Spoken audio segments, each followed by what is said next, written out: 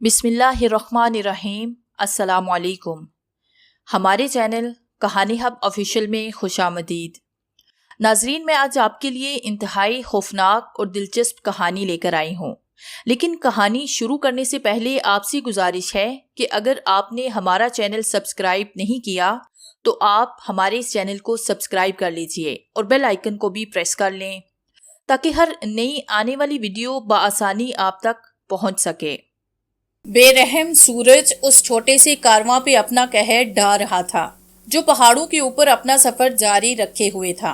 उनके नीचे हल्के सब्ज और बदनुमा पीले रंग की चट्टानें दूर जंगल तक फैली हुई थी। चट्टानों के दामन में जनूब से मशरक की जानिब एक खुश्क नदी के निशानात बता रहे थे कि कभी यहाँ पानी मौजूद था। उस खुश्क नदी के किनारों पर पाम के बुलंद दरख्त खड़े थे और उनके पीछे चट्टानों की सब्ज डलवाने। उस नदी के दाईं तरफ एक बल खाता टेरा मेरा रास्ता चट्टानों के अंदर से होता हुआ पहाड़ियों के ऊपर जा रहा था। हर तरफ गशी तारी करने वाली खामोशी तारी थी। उड़ती धूल, जालिम सूरज की गर्मी और ना टूटने वाली ये खामोशी किसी नहूसत की तरह बर्मा के उन पहाड़ों पर मोरेन फैन बामुश्किल अपने आप को खच्चर की ज़ेन पर सीधा रख पा रही थी। उसका सर मुसलसल हचकोले खा रहा था और जो निकाब उसने अपने चेहरे पे ओढ़ रखा था वो सूरज की तेज रोशनी से उसकी आंखों को बचा नहीं पा रहा था। उसे ऐसे महसूस हो रहा था कि वो किसी भी लम्हे बेहोश होकर अपने हच्चर की पुश्त से नीचे जा गिरेगी। अपने सारे खास को मुज्तमे करके वो सीधी तन कर बैठी थी। उसकी पुरएतमाद नजरें सामने देख रही थी। उसके हाथ बाहम पेवस्त थे और वो ज़हनी तौर पर इस इजहार की कोशिश कर रही थी कि वो इस सफर को जारी रखने के काबिल है। उसके बिल्कुल आगे हच्चर की बाग पकड़े रमसा लाल चल रहा था। उसकी चाल बिल्कुल मुतवाजन थी और वो उन चट्टानी रास्तों पे दाएं बाएं देखे बगैर पुरसुकून अंदाज में चलता जा रहा था। उस वक्त उस असेबज़दा माहौल में मोरीन को कोई सहारा था तो वो सिर्फ इस खामोश आदमी का था। उसका मुसलसल चलना इसे हौसला दे रहा था। उसके पीछे मुकामी मजदूरों की एक लंबी कितार थी। उसे देखकर मोरीन के दिल में किसी बिच्छू की लंबी सी दुम का ख्याल उभरता और उस दुम के आखिरी सिरे पर जहां बिच्छू का डंग होता उसका शोहर मेजर फैन अपने खच्चर पर सवार था। इस बेकरार सुकूत में बाज़ौक़ात उसे किसी खच्चर या गधे के सम किसी पत्थर से टकराने की आवाज आती तो वो चौंक उठती।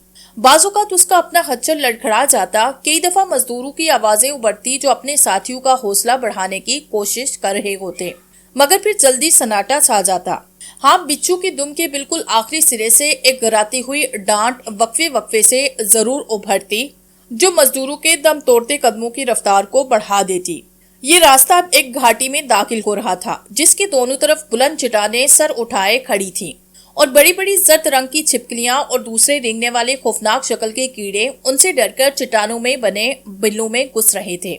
हाँ, इतना जरूर था कि यहाँ उन चट्टानों ने उन्हें सूरज की तेज धूप से कुछ साया जरूर फराहम कर दिया था, लेकिन तकरीबन 50 गज सामने घाटी दोबारा खुल गई थी और एक दफा फिर कहर बरसाती धूप उनके सिरों पर बरसने लगी थी। मोरीन को सब्र का दामन अपने हाथ से फैलता महसूस हो रहा था। उसने अपना निचला होंठ दांतों तले इस शिद्दत से दबाया कि उसकी अपनी ही आंखों में आंसू भर आए, मगर अपने ऊपर एहतियात की ये कोशिश कामयाब साबित हो गई। उसका रंग सफेद पड़ गया और वो कांपने लगी। वो रमसा लाल से बात करना चाहती थी मगर जानती थी कि बोलना खतरनाक साबित हो सकता है। अब उनका काफिला एक हमवार सतह पर पहुंच गया था। दियो कामत बांसों के पौधों के झुंडे और बुलंदो बाला दरख्तों की शाखें आपस में उलझ रही थी। काफिले की दुम के आखिरी सिरे से मेजर फैन ने कड़कती हुई आवाज में रुकने का हुक्म दिया तो रमसा लाल ने फौरन बागे खींचकर मोरीन का खच्चर रोक दिया। फिर उसने उसे सहारा देकर जैन से नीचे उतारा और एक जगह बैठने में उसकी मदद की। उस वक्त तक वो खुद हरकत करने के काबिल हो गई। जब उसका शोहर उसके पास आकर खड़ा हुआ, उसे देखने लगा, उसकी तराशीदा बवें तन गई और हल्की नीली आंखें चमकने लगी। उसके हसीन चेहरे पर तफक्कुर की लकीरें थी। मजदूर खच्चरों और गधों से सामान उतारने में मसरूफ रहे और मेजर फैन पांव फैलाए खड़ा उसे घूर रहा था। वो भी इसकी तरफ देख रही थी। उनकी नजरें मिली मगर जुबान कुछ न बोली। रमसा लाल मजदूरों को हिदायत दे रहा था। हम यहाँ रात गुजारेंगे, मेजर फैन बोला। उसकी आवाज से अंदाजा होता था कि वो एक तेज मिजाज शख्स है। مورین خاموش بیٹھی اسے دیکھتی رہی۔ کچھ دیر کے بعد وہ دوبارہ بولا، تم برما کا اصل حسن دیکھنا چاہتی تھی نا، لو تمہاری آرزو پوری ہو رہی ہے۔ مورین نے اس کی بات پہ کوئی رد عمل ظاہر نہ کیا تو وہ اپنی ہلکی مونچھوں کو مروڑتا ہوا کیمپ لگانے کے کام کا معائنہ کرنے چلا گیا۔ رمسا لال اس وقت تک مورین کے لیے خیمہ تقریباً کھڑا کر چکا تھا اور مورین اس کو کام کرتے مضطرب انداز میں دیکھ رہی تھی، کیونکہ ظالم سورج اپنی قہر سمانیوں سمیت پہاڑوں کے پیچھے اتر گیا تھا، مگر اس کی تپش ابھی باقی تھی۔ مورین کی برداشت اپنی آخری حد تک پہنچ گئی، مگر اس نے اپنے شوہر کے سامنے اپنے آپ کو کمزور ظاہر نہیں کیا تھا۔ جب سارا کام مکمل ہوا تو رمسا لال نے خیمے کے دروازے پہ پڑا کپڑا ایک طرف ہٹایا اور سر جھکا کر کھڑا ہو گیا۔ مورین اٹھی اور خیمے میں داخل ہو گئی۔ جب رمسا لال نے خیمے کا پردہ گرایا تو وہ بھی فرشی پتھر پر ڈے گئی اور اپنا سر تکیے پہ رکھ دیا۔ اس چھوٹے سے میدان میں جلدی شام کا دھندلکا اترنے لگا اور لیمپ روشن ہونے لگے۔ کہیں کہیں آگ کے سرخ دائرے رقصاں تھے جس کے گرد مزدور ٹولیوں کی شکل میں بیٹھے باتیں کر رہے تھے۔ ان سے کچھ دور ایک کالی چٹان تھی جس کے گرد گھنی جھاڑیاں تھی۔ اس چٹان پر میجر فین سینے پہ ہاتھ باندھے ساکت کھڑا تھا۔ ہوا بانس کے پودوں میں سرسراتی ہوئی گزر رہی تھی، کیمپ میں آگ چٹر رہی تھی اور مقامی مزدوروں کی بڑبڑاہٹ تھوڑی تھوڑی دیر بعد ابھر کر رہ جاتی، مگر ان سب سے بے نیاز مورین کا شوہر میجر فین اس چٹان پہ کھڑا اس راستے کو بغور دیکھ رہا تھا جس پہ چلتے ہوئے وہ یہاں پہنچے تھے۔ کافی دیر تک وہ اسی طرح کھڑا رہا، پھر چٹان سے نیچے اترا اور تیزی سے چلتا ہوا اس راستے پر کچھ دور تک گیا، پھر رک کر کچھ سوچنے کی کوشش کرنے لگا۔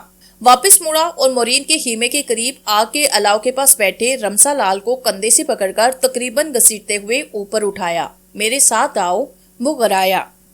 رمسا لال اس کے ساتھ چل پڑا۔ میجر فین نے اسے راستے کے سرے پہ کھڑا کیا اور حکم دیا، سنو، غور سے سنو اس آواز کو۔ رمسا لال کان لگا کر پوری توجہ سے سننے لگا۔ میجر فین اس کے چہرے کی طرف مضطرب انداز میں دیکھ رہا تھا۔ کیا تم نے گوڑوں کے سموں کی آوازیں سنی؟ رمسا لال نے اپنا سر نفی میں ہلایا۔ مجھے تو کچھ سنائی نہیں دیا صاحب۔ اپنا کان زمین کے ساتھ لگاؤ اور سنو۔ میں تمہیں بتاتا ہوں کہ میں نے دور اس راستے پر سائے حرکت کرتے دیکھے ہیں اور گوڑوں کے سموں کی آوازیں سنی ہیں۔ رمسا لال گھٹنوں کے بل زمین پہ جھکا۔ میجر فین اسے دیکھ رہا تھا، اس کا اضطراب بڑھتا چلا جا رہا تھا۔ چاند کی روشنی میں اس کا چہرہ خوفناک نظر آ رہا تھا۔ رمسا لال اٹھ کھڑا ہوا اور سر کو نفی میں ہلانے لگا۔ کچھ بھی نہیں صاحب، اس نے دہرایا۔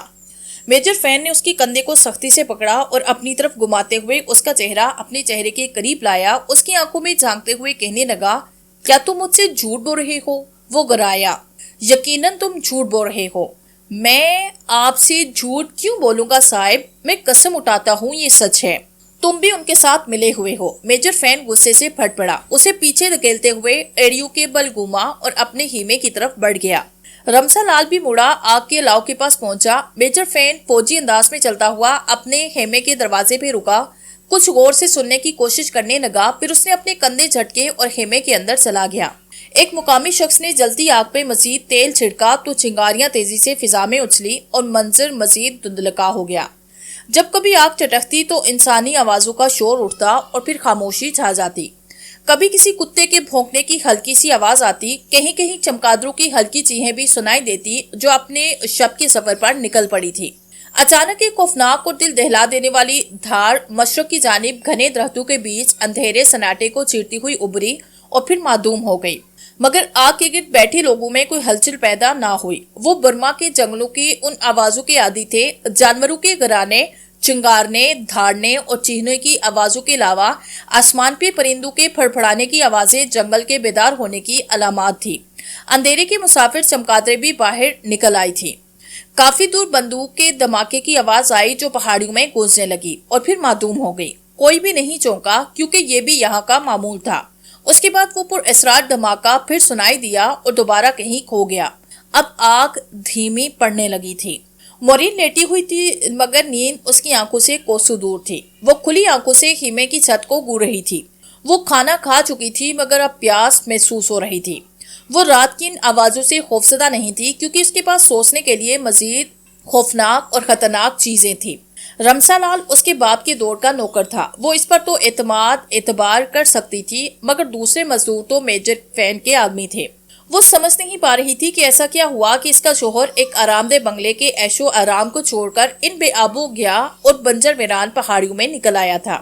اس نے ظاہر یہ کیا تھا کہ یہ ایک تفریحی دورہ ہے، مگر ان کے پاس ساز و سامان اس قسم کا نہ تھا جو سیر و تفریح کے لیے کام آتا ہے، اور عموماً یہ بھی نہیں ہوتا کہ کوئی آدھی رات کو نرم بستر سے نکل کر اس قسم کے سفر پر روانہ ہو جائے۔ اس پہ مستراد یہ کہ روانگی کے آخری لمحے تک میجر فین نے اس سے اس معاملے میں کوئی بھی بات نہیں کی۔ بات تو وہ اس سے ویسے بھی نہیں کرتا تھا، ان کی گفتگو صرف کسی پارٹی وغیرہ میں صرف عام لوگوں کے سامنے ہوتی تھی۔ زبردستی کے سفر نے تو اسے توڑ کے رکھ دیا تھا، اور وہ جانتی تھی کہ اس کا شوہر بلا نوش ہے۔ اب خدا جانے اس معاملے کا اختتام کیا ہوگا۔ وہ دھیرے سے اٹھ کر بیٹھی اور ایک موم بتی روشن کر لی جو وہ اپنے لباس سے نکال کر پہلے ہی رکھ چکی تھی۔ یہ وہ آخری موم بتی تھی جو وہ اس پاگل کر دینے والے سفر پر روانہ ہونے سے پہلے گھر سے لے کر چلی تھی۔ شادی کے بعد اس نے جو کچھ سیکھا تھا اس کے عوض اپنے آنسو کا خراج پیش کیا تھا۔ یہ میجر فین کے کردار کا وہ پہلو تھا جسے اس نے شادی سے پہلے اسے چھپایا تھا۔ دونوں نے تقریباً سال بھر پہلے شادی کی تھی۔ میجر فین برٹش آرمی میں ملازم تھا اور آج کل ہندوستان میں تعینات تھا۔ خوشی کے دن مختصر رہے اور جلدی ان کے درمیان خلیج بڑھنے لگی جو 6 ماہ پہلے اتنی وسیع ہو گئی جسے عبور کرنا دونوں میں سے کسی ایک کے لیے بھی ناممکن تھا۔ اینگلو انڈین معاشرے میں طلاق کا تصور نہ تھا، اور بیچاری مورین اپنی ازدواجی زندگی کی ابتدا میں ہی اس وجہ کو سمجھ گئی تھی۔ اس نے تکیے کے نیچے سے خط نکالا، موم بتی کی دھیمی روشنی میں ایک بار پھر پوری توجہ سے اسے پڑھنے لگی۔ یہ اس کی ماں نے اس کے نام لکھا تھا جس میں اس نے میجر فین سے اپنی کھلی نفرت کے باوجود خاصی لچک دکھائی دی۔ یہ خط تھا زیادہ تر دلاسوں پر مشتمل۔ وہ اسے اس دھیمی روشنی میں بار بار پڑھتی رہی۔ لکھا تھا، مسٹر کھینگے نے اپنے آخری خط میں مجھ سے درخواست کی ہے کہ میں اگلے جہاز سے فوراً رنگوں آ جاؤں۔ اس نے مجھے ہر حقیقت بتائی، مگر اس طرح نہیں کہ مجھے دھچکا لگے۔ مجھے کبھی بھی رالف فین پر بھروسہ نہیں رہا، اور یہ حقیقت ان سے چھپی نہیں۔ میں اس کی سابقہ زندگی کو اچھی طرح جانتی ہوں، مگر تم نے میری کسی بات پر یقین نہیں کیا۔ میری بیچاری اور پیاری بیٹی، میں جو کچھ بھی جانتی ہوں تم نہیں جانتی۔ اس کا باپ کولمبو میں نہیں مرا تھا، بالکل اس نے کلکتہ کے ایک پاگل خانے میں آخری سانس لی تھی، اور فین خاندان میں دوسرے جانے پہچانے شرابی بھی موجود ہیں۔ ابھی وہ اتنا ہی پڑھ پائی تھی کہ ایک ہاتھ مورین کے کندھے کے اوپر سے آیا۔ اس نے وہ خط اس کے ہاتھ سے چھینا۔ ایک ہلکی سی چیخ کے ساتھ وہ اضطراری کیفیت میں بکھلا کر مڑی تو دیکھا کہ اس کا شوہر میجر فین غضبناک چہرہ لیے اس کے پیچھے کھڑا تھا۔ اس کی مٹھی بنچی ہوئی تھی اور نیلی آنکھوں میں شدید غصہ تیر رہا تھا۔ وہ دھارا، تو تم اس کا ہاتھ بھی اپنے ساتھ لے کر آئی ہو۔ مورین نے کمبل کے کونے کو مضبوطی سے پکڑ لیا، مگر کچھ بولی نہ ہی کوئی حرکت کی، کیونکہ اس وقت فین کے سر پر پاگل پن کا بھوت سوار تھا۔ میجر فین نے تیزی سے موم بتی کو اٹھایا، اسے خط کے قریب لے جا کر پڑھنا شروع کیا۔ اس کے ہاتھوں کی لرزش اس اضطراری کیفیت کو ظاہر کر رہے تھے جس سے وہ گزر رہا تھا۔ خط پڑھتے ہی اس کے چہرے کے تاثرات بدلے، مگر آنکھوں کی وحشت نہ گئی۔ وہ دھیرے سے بولا، تمہاری ماں کی طرف سے ہے، مگر اس میں بھی جیک ہیرنگے، لعنت ہو اس جیک ہیرنگے پر۔ اس نے موم بتی نیچے رکھی اور خط کے پرزے کرنا شروع کر دیے۔ اس کے منہ سے مغالطات کا طوفان امڑ رہا تھا۔ مورین اس صورتحال سے خوفزدہ تھی۔ اس کے چہرے پر موت کی زردی پھیلتی جا رہی تھی۔ فین نے خزیانی انداز میں کہکہے لگاتے ہوئے اس خط کے پرزے ہوا میں اچھالے اور پھر شرارے برساتی آنکھوں سے اپنی بیوی کی طرف دیکھتے ہوئے بولا، تم جھوٹی اور منافق ہو، تم کیوں نہیں مانتی؟ غصے کی شدت کے باعث وہ اپنا جملہ مکمل نہ کر سکا اور وہیں کھڑا لرزتا رہا۔ اس کی آنکھوں میں قہر تھا۔ میں جانتا ہوں کہ تم ماں نہیں بن سکتی۔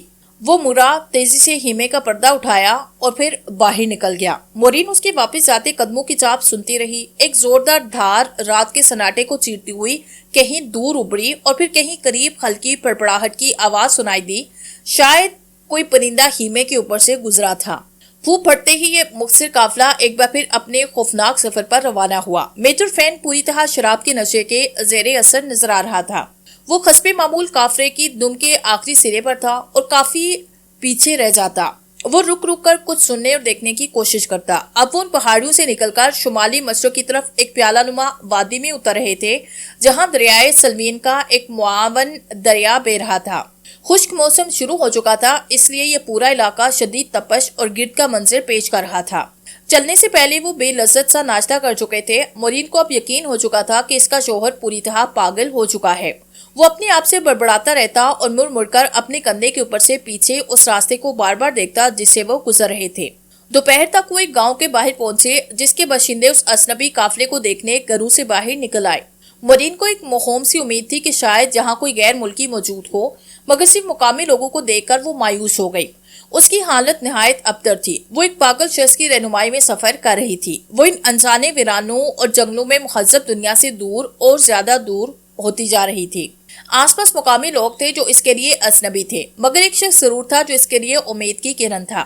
اس سفر سے اس کے شوہر کا کیا مقصد تھا وہ ابھی تک سمجھ نہ پائی تھی۔ وہ کچھ سوچنے کے قابل بھی نہ تھی۔ اس کا ذہن پوری طرح کام بھی نہیں کر رہا تھا کہ وہ کوئی منصوبہ بنا سکتی۔ اس قابل رحم حالت میں وہ آگے بڑھنے پر مجبور تھی۔ دوپہر کی گرمی اور حدت اس وادی میں ناقابل برداشت تھی۔ ان حالات میں قیام ناگزیر تھا، اس لیے انہوں نے جنگل کے کنارے کیمپ لگانے کا فیصلہ کیا۔ سورج کی حدت سے یہاں سبزہ تک جلسا ہوا نظر آ رہا تھا۔ یہاں کوئی پاگل ہی رکنے کا سوچ سکتا تھا، مگر میجر فین کے حکم کی سرتابی ممکن نہ تھی۔ مزدور قہر بری نظروں سے اپنے مالک کو دیکھتے ہوئے کام پہ لگ گئے۔ رمسا لال بھی اس فیصلے پر خوش نظر نہیں آتا تھا، مگر مورین نے اس پہ کوئی اعتراض نہ کیا۔ وہ ذہنی طور پر پریشان تھی اور خاموش رہنا مناسب سمجھتی تھی۔ اس کے منہ سے نکلا ایک بھی لفظ ساری صورتحال کو خراب کر سکتا تھا۔ اس کا کوئی فعل چنگاری ثابت ہو سکتا تھا۔ مزدوروں کو کام میں مصروف چھوڑ کر اس شدید گرمی میں میجر فین تنہا ایک طرف نکلا۔ اس نے کسی کو کچھ بتایا، نہ ہی وضاحت کی کہ کہاں جا رہا ہے اور کیوں جا رہا ہے۔ مورین کو اس کی روانگی کا علم رمسا لال کی زبانی ہوا۔ اس نے ناتلقی سے یہ خبر سنی، مگر کوئی سوال نہ کیا اور اپنے چھوٹے سے خیمے میں لیٹی سامنے جنگل کو دیکھتی رہی۔ دن گزرتا رہا۔ رمسا لال جو کھانا اس کے سامنے رکھ گیا وہ اس نے کھایا، مگر شوہر کا رویہ اس کے لیے شدید تناؤ کا باعث تھا۔ یہ ناقابل قبول صورتحال تھی۔ پوری دوپہر اس قافلے پر ایک خوفناک سکوت چھایا رہا، مگر سہ پہر کے قریب اچانک وہاں خسر پسر شروع ہو گئی۔ کچھ دیر کے بعد شور تھما۔ رمسا لال کی زبانی اسے معلوم ہوا کہ صبح وہ جس گاؤں سے قریب سے گزرے تھے وہاں سے چند لوگ آئے تھے۔ وہ رمسا لال سے اس کی تفصیل جاننا چاہتی تھی، مگر اندرونی کیفیت نے اس کے ذہن اور دماغ کو باندھ رکھا تھا، اس لیے وہ چاہ کر بھی کچھ بول نہ پائی، خاموش بیٹھی رہی۔ سہ پہر کے بعد شام ڈلنے لگی اور ایک دفعہ پھر کیمپ میں شور شرابہ شروع ہوا۔ ابھی تک میجر فین واپس نہیں آیا تھا۔ کیڑے مکوڑے اور دوسرے رینگنے والے جانور اس کے ارد گرد نمودار ہونا اور چلنا پھرنا شروع ہو گئے، مگر اسے کسی چیز کی پرواہ نہ تھی۔ اس نے ایک مکڑی کو مسل ڈالا جو تقریباً 1 انچ بڑی تھی، اس کے بستر کی چادر پہ گھوم رہی تھی۔ مسلنے کے بعد وہ کتنی ہی دیر تک اس کو کاہلی سے دیکھتی رہی۔ اندھیرا اترنے لگا، رات کو بڑھنے والی جنگل کی آوازیں بیدار ہونے لگی۔ تب رمسا لال خیمے میں آیا۔ معذرت چاہتا ہوں میم صاحب، مگر مجھے آپ سے بات کرنا ہوگی۔ وہ نیم دلی سے اس کی طرف تکنے لگی۔ رمسا لال نے بات شروع کی۔ قریبی گاؤں سے کچھ لوگ آئے ہیں اور وہ کہتے ہیں کہ ہم یہاں سے اپنا کیمپ اٹھا لیں، کیونکہ یہ ان کے دیوتا کی زمین ہے اور اس لیے مقدس ہے۔ رمسا لال، میں تو کچھ نہیں کر سکتی، مورین دھیمی آواز میں بولی۔ ہمیں ان کی بات ماننا ہوگی، رمسا لال نے جواب دیا۔ میجر فین ہی اس معاملے میں کچھ کر سکتا ہے، مورین بے بسی سے بولی۔ مگر وہ جنگل میں کچھ تلاش کرنے گئے ہیں اور ابھی تک واپس نہیں آئے، رمسا لال نے وضاحت کی۔ مورین نے کوئی جواب نہ دیا تو رمسا لال دوبارہ بولا۔ مزدوروں کو یہ بات پہلے سے معلوم تھی، مگر اب یہ مقامی لوگ جو یہاں آئے ہیں تو وہ زیادہ خوفزدہ ہو گئے ہیں۔ یہ جگہ آسیب زدہ ہے میم صاحب۔ اس کی بات سنتے ہی مورین اٹھ کر بیٹھی، ایک جھرجھری لے کر اپنے سر کو جھٹکا، اپنی یاسیت دور کرنے کی کوشش کی اور بولی، کیا مطلب ہے تمہارا؟ اس جنگل میں ایک قدیم مندر کے کھنڈرات ہیں جہاں ایک رشی کی باقیات دفن ہیں۔ اس کی روح اس جگہ کی حفاظت کرتی ہے اور اس کی وجہ سے شام کا اندھیرا پھیلنے کے بعد یہاں کوئی بھی نہیں رہ سکتا، رمسا لال نے وضاحت کی۔ مگر گاؤں کے آدمی جو اس وقت یہاں آئے ہیں، مورین بولی، وہ سب سورج ڈھلنے سے پہلے آئے تھے میم صاحب، اندھیرا پھیلنے کے بعد یہاں کوئی نہیں آتا۔ دیکھیے وہ کتنے خوفزدہ ہیں۔ صورتحال کے تقاضے کے تحت بادل نحاسہ مورین اٹھی، خیمے سے باہر آ کر ادھر ادھر دیکھا۔ آگ کا بہت بڑا الاؤ کیمپ کے عین درمیان روشن تھا۔ سارے لوگ اس کے گرد دائرے کی شکل میں جمع تھے۔ اس وادی پر اسیب کا اثر ہے میم صاحب، رمسا بولا۔ اس وادی میں رات صرف وہی گزار سکتا ہے جس کا دل لالچ سے پاک ہو۔ مورین اس کی طرف دیکھتی رہی۔ کیا مطلب تمہارا؟ مطلب یہ میم صاحب کہ جس کے دل میں رتی بھر بھی لالچ ہوگا وہ رات کو یہاں موجود ہو تو صبح پھو پٹنے سے پہلے مر جائے گا۔ کس طریقے سے؟ رمسا لال نے اپنے کندھے اچکائے۔ کوئی نہیں جانتا۔ تم خوفزدہ ہو؟ اس نے پوچھا۔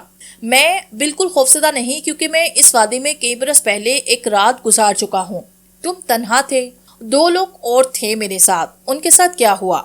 ایک کو صبح ہونے سے کچھ پہلے ایک سانپ نے ڈس کر مارا، دوسرا ابھی بھی زندہ ہے۔ مورین نے کندھے اچکاتے ہوئے پوچھا، کیا تم جانتے ہو میجر فین کہاں گیا ہے؟ میم صاحب، جنگل میں پرانے مندر کے قریب ندی بہتی ہے، اس کے کنارے پہاڑیوں میں یاقوت اور لال کی کانیں ہیں، میرا خیال ہے وہ انہی کی تلاش میں گیا ہے۔ مورین کے پاؤں جیسے زمین پہ چپک سے گئے، وہ واپس تو آئے گا نا رمسا لال، سورج طلوع ہونے سے پہلے ہم جان جائیں گے۔ مورین کچھ دیر اس کی بات سمجھنے کی کوشش کرتی رہی، پھر بولی، میرے لیے کافی بناؤ، مجھے سردی لگ رہی ہے۔ یہ کہتے ہوئے وہ دوبارہ خیمے کے اندر چلی گئی اور لیمپ جلا لیا۔ کیا ستم ظریفی ہے! اس کے شوہر نے کیمپ لگانے کے لیے یہی اسیبی وادی کیوں چنی تھی؟ انہی سوچوں میں گم وہ بیٹھی تھی جب رمسا لال کافی لے کر آیا۔ ابھی اس نے ٹرے زمین پہ رکھی ہی تھی کہ باہر ابھرنے والی ایک دل دوست چیخ نے اس کو اپنی طرف متوجہ کیا۔ آواز دوبارہ گونجی، پھٹی آواز میں چیخنے کی آوازیں، دل کو دہلا دینے والی، جسے بیان کرنا مشکل ہے۔ مورین اچھل کر اپنی جگہ سے اٹھی اور رمسا لال کے پیچھے بھاگتی ہوئی خیمے سے نکلی۔ کوئی چیختا ہوا جنگل کی طرف سے کیمپ کی طرف بھاگا چلا رہا تھا۔ سارے مزدور خوفزدہ ہو گئے اور جدھر منہ اٹھا ادھر بھاگ کھڑے ہوئے، مگر اس اسیبی اندھیرے میں بھاگنا بھی مشکل تھا۔ مشرقی سمت گھنی جھاڑیوں کے اندر سے ایک سایہ بھاگتا ہوا باہر نکلا۔ یہ میجر فین تھا جو فلک شگاف چیخوں کے ساتھ تقریباً بھاگتا ہوا گرتا پڑتا تقریباً مورین کے قدموں میں آن گرا۔ وہ بے حال تھا، اس کے گلے میں ہیروں کی بے شمار مالائیں تھی، اس نے سونے چاندی کے قیمتی زیورات اور برتنوں کی گٹھری اٹھا رکھی تھی۔ رمسا لال سب سے پہلے خوف میں آیا، لپک کر میجر فین کو سنبھالا، اسے سہارا دے کر خیمے میں لے جانے کی کوشش کی۔ مورین نے بھی آگے بڑھ کے رمسا لال کی مدد کی، دونوں اسے اٹھا کر خیمے کے اندر بستر تک لے گئے۔ وہ بے چینی سے کروٹیں بدلنے لگا، اس کی آنکھیں پوری طرح کھلی تھی مگر احساس سے آ رہی تھی، ہونٹ سختی سے بینچے ہوئے تھے، مٹھیاں کھل اور بھنچ رہی تھی، گھٹنے مشینی انداز میں کھل رہے تھے۔ مورین اس کے قریب بیٹھی، رمسا لال، اب میں کہہ رہا ہوں اس کے ساتھ کیا ہوا؟ مورین رخانسی ہو کر پوچھنے لگی۔ رمسا لال نے میجر کے کالر کے بٹن کھولے، لیمپ اٹھا کر میجر کے سارے جسم کا معائنہ کیا، بظاہر اسے کوئی نشان نظر نہ آیا۔ پھر وہ اس کے ٹہنے دیکھنے لگا، مگر میجر نے موٹے چمڑے کے لانگ بوٹ پہن رکھے تھے۔ رمسا لال نہ سمجھنے والے انداز میں سر ہلانے لگا۔ لگتا ہے اسے بن دیوی نے کاٹا ہے، مگر اس کا کوئی نشان نہیں۔ بن دیوی کا نام سن کر خیمے کے باہر خوفزدہ خسر پسر سنائی دی، جہاں مقامی مزدور ٹوریوں کی شکل میں کھڑے اندر جھانک رہے تھے۔ مورین اٹھ کھڑی ہوئی، گرم پانی لاؤ رمسا لال، وہ بولی۔ ہمیں اس کے جسم کو دھونا ہوگا، اس کا کوئی فائدہ نہیں میم صاحب، اس کے جسم پر کانٹے کا کوئی نشان نہیں۔ ہو سکتا ہے یہ جنگلی بخار ہو۔ اچانک میجر فین کی حالت میں تغیر ظاہر ہوا، اس کی بے چین اور مضطرب حرکات بند ہوئی اور وہ پرسکون ہوا۔ سانس معمول پہ آئی، اس کی آنکھوں کی وہ عجیب چمک ختم ہوئی۔ اس نے مورین کی طرف دیکھا اور پرسکون آواز میں بولا، ہرنگے، تمہیں اپنے الفاظ پر شرم آنی چاہیے، تم نے جان بوجھ کے مجھ پہ کارڈ بدلنے کا الزام لگایا۔ میں ایسا کام بھلا کیوں کروں گا؟ مجھے تم میں کسی کی پرواہ نہیں، میں تم سب کو خرید اور بیچ سکتا ہوں۔ مورین دھیرے سے دوبارہ اپنے گھٹنوں کے بل بیٹھی، خون بیچ کر اپنے خاوند کو تکنے لگی، جو پاگل پن کے انداز میں اب خالی ہوا سے باتیں کر رہا تھا۔ وہ دوبارہ بولنے لگا، ہرنگے، تم سن رہے ہو نا، میرے پاس بہت دولت ہے، ہیرے اور یاقوت ہے جو پورا ایک شہر خریدنے کے لیے کافی ہیں۔ سوچو ذرا، خزانے سے بڑا وہ کمرہ جہاں سانپ ہیں۔ سانپ، تم سمجھ رہے ہو نا، سینکڑوں سانپ، مگر بڑے مستقبل کے لیے بڑا خطرہ مول لینا پڑتا ہے، جیسے میں نے لیا۔ یہ مقام اور وقت گڈمٹ کر رہا ہے۔ رمسا لال بڑبڑایا، وہ کمشنر صاحب سے بات کر رہا ہے اس چیز کے متعلق جو یہاں اس وادی میں ہے۔ مورین ہیجانی انداز میں سانس لے رہی تھی۔ میجر فین پھر ایک طنزیہ مسکراہٹ کے ساتھ بولنے لگا، تم نے دیکھا ہے میں کتنا امیر ہوں، تو میں تمہیں کیوں دھوکہ دوں گا؟ تم مجھ سے بات نہ کرو، لعنت ہو تم پر۔ اچانک میجر فین بستر سے اٹھا اور لیمپ کے پیچھے اندھیرے ساؤں میں گھرتے ہوئے بولنے لگا، میں جانتا ہوں کہ تم ایک روح ہو۔ او خدا، میں سمجھ گیا، میں ہرنگے کے بنگلے سے کافی دور آ گیا ہوں۔ میں اس وقت بیٹھا پی رہا تھا، خطا کہ میں نے وسکی کی پوری بوتل خالی کر دی۔ پھر وہ یوں آگے جھکا جیسے کان لگا کر کچھ سن رہا ہو۔ ہاں، میرے واپس آنے کی ایک وجہ تھی، خدا گواہ ہے میرا یہ منصوبہ نہیں تھا، میں کسی وجہ سے واپس گیا تھا۔ اس کا پر اسرار رویہ اور بیان جاری رہا۔ وہ دوبارہ بولنے لگا، جب میں نے برآمدے میں پاؤں رکھا تو ہرنگے وہاں مورین کی تصویر ہاتھ میں پکڑے بیٹھا تھا۔ میری بیوی کی تصویر، کیا تم میری بات سن رہے ہو نا؟ کیا تم سمجھ رہے ہو؟ مورین کی تصویر۔ اور جب میں اس کے پیچھے کھڑا تھا تو اس نے اسے اپنے لبوں تک اٹھایا۔ میجر فین کہتے کہتے دفتن یوں رکا جیسے کسی نے اس کی بات کاٹی ہو۔ مورین اپنے بے تحاشا دھڑکتے دل کے ساتھ اس کی غیر انسانی سرسراتی آواز سن رہی تھی۔ وہ ان مقامی مزدوروں کے سانس کی آواز بھی سن سکتی تھی جو اس کے خیمے کے باہر جمع تھے۔ اس کے علاوہ جنگل سے بھی کوئی گرانے یا دھاڑنے کی آواز نہیں آ رہی تھی۔ اس کا شوہر دوبارہ بولنے لگا۔ میں نے پیچھے سے اس کے سر پہ ضرب لگا کر اسے ڈھیر کیا۔ ہاں، اس کا خون تصویر پہ بکھرا۔ تم کیا سمجھتے ہو میں پاگل تھا؟ اگر میں پاگل نہ ہوتا تو میں اس پہ حملہ نہ کرتا۔ تو مجھے الزام نہیں دے سکتے، اس وقت میری ذہنی کیفیت درست نہ تھی، میں نشے میں تھا۔ وہ یوں پیچھے گرا جیسے تھک گیا ہو، پھر دوبارہ اچانک اٹھا، ادھر ادھر تکنے لگا۔ جب اس کی نظر مورین پہ پڑی تو وہ بولنے لگا، اگرچہ اس کی آواز نحیف تھی مگر اس کی اپنی تھی۔ مورین، تم چڑیل مجھے پینے کو کچھ کیوں نہیں دیتی؟ وہ اپنے ہاتھ میں آیا، اسے پہچان گیا تھا۔ اس نے اپنی بویں پرانے انداز میں اچکائی۔ اب میں دولت مند آدمی ہوں اور جب انگلستان واپس جاؤں گا تو پھر دیکھوں گا کہ جیک ہینگے تمہارے لیے کیا کرتا ہے۔ میں نے پرانے مندر سے یہ ساری دولت حاصل کی اور اب میرے پیچھے وہ… اس کی بات ادھوری رہ گئی۔ اس کے الفاظ ایک دل دہلا دینے والی چیخ میں بدل گئے۔ میجر فین اپنے ہاتھ چلانے لگا اور خاص ہو کر بستر پر گر گیا۔ میم صاحب، آپ کو دل مضبوط رکھنا ہوگا، رمسا لال مورین کو تسلی دینے لگا۔ یہ جگہ عصبی ہے، کوئی دوا اس کو بچا نہیں سکتی سوائے ایک چیز کے۔ مورین نے بمشکل اپنے آپ کو سنبھالا۔ وہ کیا؟ جلدی بولو۔ رمسا لال بے ہوش پڑے میجر فین کی طرف جھکا، اس کا معائنہ کرنے لگا، پھر اس نے مورین کو اشارہ کیا کہ خیمہ خالی کرو۔ وہ سب خیمے سے باہر چاند کی روشنی میں آئے۔ وہاں زمین پر عصبی مندر سے لوٹا گیا خزانہ پڑا تھا اور دیکھنے والوں کی آنکھیں حیرہ کر رہا تھا۔ وہ خوفناک مندر بالکل سامنے کھڑا تھا، اس کا بیرونی دروازہ وقت کے ہاتھوں تباہ ہو چکا تھا۔ مورین نے سکون کی ایک لمبی سانس لی۔ اسے یہاں تک پہنچنے میں گھنے جنگل کے ایک ایسی راستے سے گزرنا پڑا جہاں سرسراتے سانپوں کے ڈھیر تھے۔ رمسا لال نے لالٹین اوپر اٹھا کر ٹوٹے دروازے کے تاریک خلا سے اندر جھانکا۔ دروازے کے دونوں طرف بنے ستون ٹوٹ کر آدھے آدھے گر چکے تھے۔ رمسا لال نے وہ لالٹین ان میں سے ایک ستون پہ لٹکائی۔ اس کی دھندلی پیلی روشنی چاند کی کرنوں کے سامنے پھیکی تھی۔ ہمیں یہ سارا خزانہ واپس کرنا ہوگا۔ رمسا لال نے سرگوشی کی اور ایک ایک کر کے اس نے وہ زیورات مورین کو تھمانا شروع کر دیے۔ رمسا لال نے لالٹین اٹھائی، مندر کے اندر اترنا شروع کیا۔ مورین اس کے پیچھے پیچھے تھی۔ اس وادی میں اس عصبی مندر کا راستہ صرف چند لوگ ہی جانتے تھے۔ رمسا لال نے بتایا، تم یہ راستہ کیسے جانتے ہو؟ مورین نے پوچھا، مگر رمسا لال نے کوئی جواب نہ دیا۔ ایک سرنگ نما راستے سے چلتے ہوئے وہ ایک کھلے ہال میں پہنچے جس کا بھاری دروازہ چوپٹ کھلا ہوا تھا۔ اب مورین نے اپنے آپ کو بے شمار ستونوں والے ایک ہال میں پایا۔ پورے ہال میں جا بجا خورد جاریاں اگی ہوئی تھی۔ کئی جگہ سے اس خال کی وادیوں کی اینٹیں اکھڑی ہوئی تھی، اس میں سے چاند کی کرنیں اندر آ رہی تھی۔ سامنے والی دیوار میں کھلا تھا جس میں خوفناک کالی شبیہ والی ایک دیوی کا شکستہ بت رکھا ہوا تھا۔ اس کے سامنے ایک قربانی کا ایک چبوترا تھا جس پہ عجیب دیوتا ایک بلم اپنے کندھے پہ رکھے چھاتی چوڑے کیے کھڑا تھا۔ چبوترے کے ساتھ زمین پر 3 دروازے بنے تھے، یوں جیسے وہ کسی تہ خانے کا راستہ ہو۔ مورین نے آگے بڑھ کر درمیان والے کو اوپر اٹھایا۔ وہ نہیں ہے میم صاحب، رمسا لال کی تیز آواز ابھری، یہ وہ نہیں ہے۔ مگر اس وقت دیر ہو چکی تھی۔ جب اس نے درمیان والے کو اٹھایا تو سخت سڑی ہوئی بدبودار ہوا اس کے نتھنوں سے ٹکرائی۔ اس کے چہرے پر تکلیف آثار ابھرے۔ ایک بہت بڑے پروں والی سفید رنگ کی مخلوق کھلے دروازے سے نکل کر اس پہ جھپٹی۔ مورین گھبرا کے پیچھے ہٹی تو وہ پرندہ اس کے اٹھے ہوئے خاد کے نیچے سے نکل کر دائیں طرف اندھیرے میں گم ہوا۔ وہ اس کے پروں کی صرف پھڑپڑاہٹ سنتی رہ گئی۔ پھر اس سے پہلے کہ وہ سنبھلتی، وہ خوفناک پرندہ خال کے ایک ستون سے ٹکرانے کے بعد پلٹا اور دوبارہ اس پہ حملہ آور ہوا۔ مورین نے اسے پلٹ کے آتے دیکھا، مگر اس بار اس کا حملہ اس کے حساب سے زیادہ تیز تھا۔ مورین نے اس کے تیز پنجے اپنے عین چہرے پہ محسوس کیے۔ میم صاحب، اس نے کسی کو دور سے پکارتے سنا۔ مورین نے اپنی آنکھیں کھولی۔ صبح کا سورج سر پہ چمک رہا تھا اور وہ جنگل کے باہر ایک پہاڑی کے نیچے اپنے کیمپ میں لیٹی تھی۔ خاص بحال ہوتے ہی وہ تیزی سے اٹھی۔ رمسا لال میں یہاں کیسے؟ اس نے پریشان ہو کر پوچھا۔ میں نے اس مندر کا خزانہ اس کی اصل جگہ پہ رکھا، مگر وہ دروازہ؟ مورین نے بے چینی سے پوچھا۔ میم صاحب، وہ دروازہ جو آپ نے کھولا تھا وہ بدقسمتی کا دروازہ تھا، وہاں اس رشی کی باقیات دفن ہیں۔ او خدایا! اس نے خوفزدہ ہو کر اپنے ہاتھ سے اپنے چہرے کو ٹٹولا۔ اسے وہ خوفناک سفید پرندہ یاد آیا۔ کیمپ کا کیا حال ہے؟ کیمپ ویران ہو چکا ہے، سب بھاگے ہیں، رمسا لال دھیرے سے بولا۔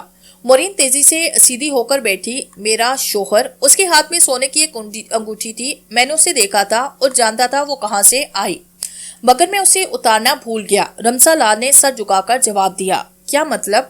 میم صاحب، ہر اس چیز کو واپس مندر پہنچانا ضروری تھا جو وہاں سے آئی تھی، ورنہ روح نے خود اسے واپس لے جانا تھا، اس شخص سمیت۔ مورین کا دل دھڑک اٹھا۔ وہ لرزتے قدموں سے اٹھی، خیمے کی طرف بڑھی۔ رمسا لال نے نرمی سے اسے سہارا دے رکھا تھا۔ اس طرف مت جائیے میم صاحب، میں اسے ضرور دیکھوں گی، اس نے مجھے غلط سمجھا، تم نے اس کے الفاظ سنے تھے۔ اسے کچھ کہنا بیکار ہے میم صاحب، اب وہ آپ کی آواز نہیں سن سکتا، مگر آپ جو کہنا چاہتی ہیں وہ میں جانتا ہوں۔ دیکھو صبح ہو رہی ہے۔ رمسا لال وہ سسک پڑی۔